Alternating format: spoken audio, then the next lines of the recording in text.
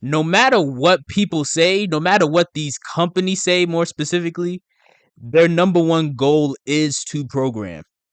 Now, believe it or not, I don't think that would be the worst thing in the world if they actually had intentions of spreading positive images and messages. But that's obviously not where their heads at. That's not their goals. Whoever's actually in charge of all of this stuff, that's not their intentions. They have nefarious intentions. And we've obviously seen many, many examples of that. But as of like recently, a few days ago, Meek Mill was at, I believe, some event, some NAACP event or something like that, where he claims that labels pay him more or pay artists more to put out more violent and ignorant content. I'm gonna play a clip from that interview now. Violence and guns. You know that we get paid to rap about that stuff. They actually pay us more when we rap about more ignorant stuff. So I make sure I even align and come on, talk on stages like this. But you guys, Now, I don't know if he was talking like that because he's just not very well spoken or if he just was really nervous. I'm going to give him the benefit of the doubt and assume that the real issue was just he was really nervous cuz maybe halfway through him saying that he really realized, "Dang, man, like I can't believe I just let the cat out the bag." But now that was a very packed statement that he revealed that again is very brief, but it speaks volumes to what's going on, obviously. Now, one of the things he said was, yeah, I didn't play the whole clip, but one of the things he said was, they try to get you when you're 20 to 25 when people don't know any better. I have to push back on that. I really have to push back on that because there's plenty of 20 to 25-year-olds who have enough common sense to not do the nonsense that you're doing or the nonsense that you're promoting in these songs about violence that you're claiming they paid you to put out. There's plenty of 20 to 25-year-olds who have enough sense to know, hey, I don't want to be in the streets because I don't want a bullet in my chest.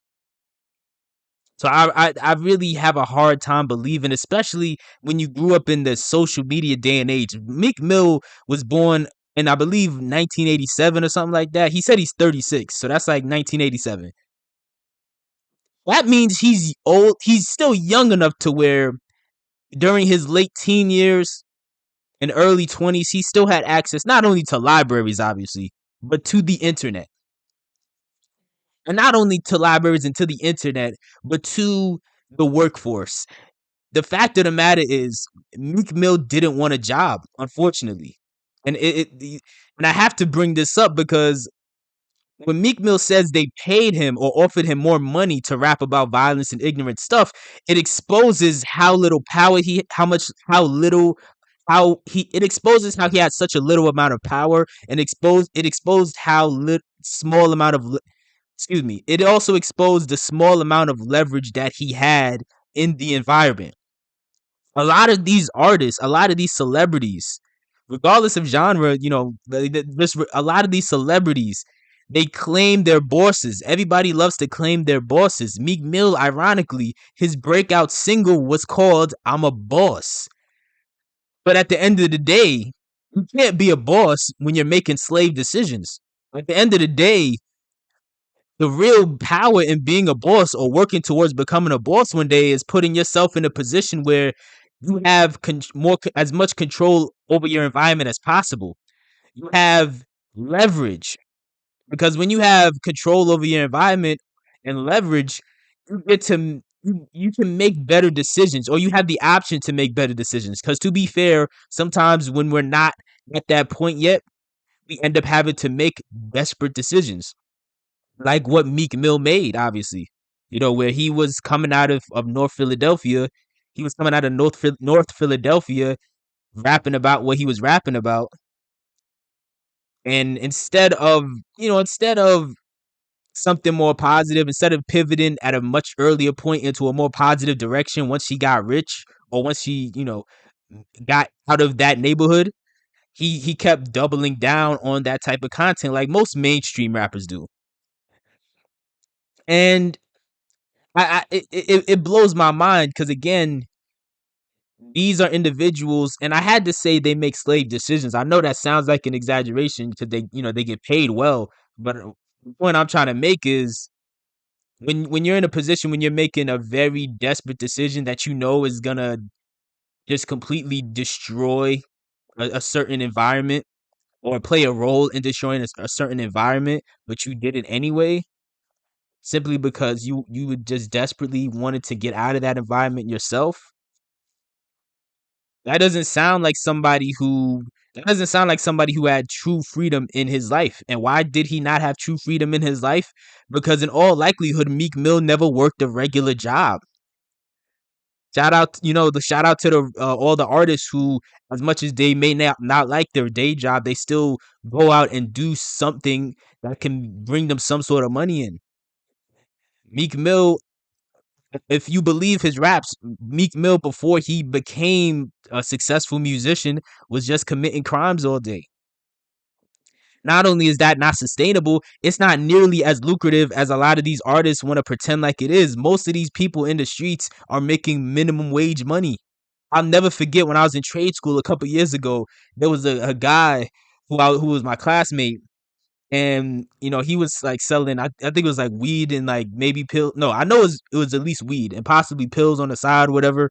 And I remember he just kept like he was trying to low-key like flex on me, and the teacher, he was like, yeah, he pulled out, like, he had $2,000 in his pocket. He pulled it out. He was just like, yeah, look at all, I'm killing it right now, I'm doing this, I'm doing that, it's like 2 bands. And I'm looking at him and I'm trying not to violate him, but in my mind I'm just like, dog, if your whole life savings can fit in your pocket, that's not a lot of money. Because I can guarantee you, by the way he was talking, that $2,000 was all he had to his name. Like, so that my again, the point I'm trying to make is a lot of these people in those environments, not only is it not sustainable because you're putting yourself at a high risk of death or imprisonment, but also you're not even making a lot of money like that. Most of these dudes are not kingpins. Most of these females are not queen pins. Most of these people are making a salary that you'd be better off just going to McDonald's, man. But people, another topic, I'm gonna go in a couple different directions on this whole subject because I just got to get this off my chest. Like, I also, to briefly pivot away from Meek Mill, there's a lot of dumb people out there. I don't care what y'all say. And why do I say there's a lot of dumb people out there? Because there's a lot of people out there that want a Meek Mill to be the messenger to get this message across, right? Because apparently nobody's told them this already. Apparently they couldn't figure it out. Apparently nobody knew any better. Apparently. I highly doubt it, but if you listen to them, they had no other choice but to live this life, which is cap. But they want to hear it from him because they want to hear it from people like Meek, because for whatever reason, a lot of people want their leaders to be reformed criminals. They want their leaders to be gangsters with a heart of gold. And it sounds ridiculous because it is ridiculous. I have nothing against Meek Mill, obviously. I like a lot of his songs. I think he is talented. But under no circumstances should Meek Mill be your leader, and under no circumstances should he even be taken seriously in these conversations, because again, it's too hypocritical. He's already done so much damage, which, to bring it back to Meek Mill, it makes me wonder, is he guilty? Like, no, excuse me, does he feel guilty? It makes me wonder, at this point in his career, does he feel some sort of guilt? Because one thing I noticed is a lot of people that do the most damage, they're the same ones that want to overcorrect and like project all of their dirt onto everybody else when everybody else isn't guilty of the nonsense that you were guilty of. Whether you listening right now realize it or not, most rappers are not street rappers, and they're not trying to be. But the only problem is most of y'all only listen to that shit on the radio. So y'all don't know any better. Not because it's not out there, but because y'all are lazy and y'all don't want to listen to other artists. And also these labels, to Meek's credit, I do believe he is telling the truth. a lot of these labels, they want to push the worst artists they can, or they want to push the most violent and destructive content that they can. Not only because they're hoping that it could sell very well, which it does, but also because many of these people that own these labels and many of these people that own these media companies, these freaking monopolies, that the monopoly that they have. But also, these are some of the same people investing in the prisons that people are getting sent to, who in many cases they're getting sent to it because they were hyped up to do something crazy from a song that was released through their label. So it does make me wonder if Meek is feeling guilty about this. Also Meek's situation, it's a lot of people are saying he's the right messenger. If you couldn't already tell, I think he's the wrong messenger, just because of the simple fact that the optics of this look kind of crazy. Like, you're saying this now after years. Like, do I believe him? I actually do believe him. Now, to be fair, I'm somebody who is somewhat big into conspiracy theories. I'm not like really into it that much, but I'm kind of into them. I do believe a lot of conspiracy theories out there are true, but at the same time, it's like I still can be skeptical at times. But this statement by Meek Mill, I do believe him. I do believe he's telling the truth about this. But the problem is, and the reason the optics here look so crazy, is because you've already done a whole lot of damage, and now you're wanting to turn around after you've fallen off musically to try to denounce. He's not even denouncing it, but to try to snub his nose with that type of content. And to me, it's just mind blowing, because again, that makes you look crazy and could take away from the credibility of, not only from your credibility, but it could take away from the validity of your statement, because a lot of people are gonna look at you and say, you know what, Meek Mill hasn't had a hit in like, what, 5 years. He's struggling to maintain relevance in music. He's still a very popular artist, obviously. He's still a very popular celebrity with his own fan base. But as far as being on the radar of the very fickle mainstream audience, he's fallen off essentially. Like, he's not at his peak.